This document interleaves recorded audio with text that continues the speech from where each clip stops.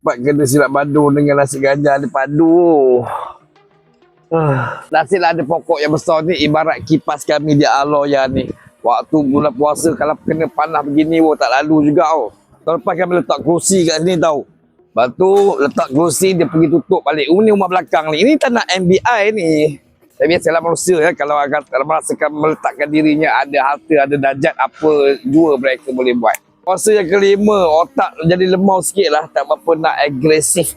Jadi walaupun keadaan tetap macam biasa, tak bandingkan tahun lepas bagi saya, dia lebih ada perubahan pendekatan lah.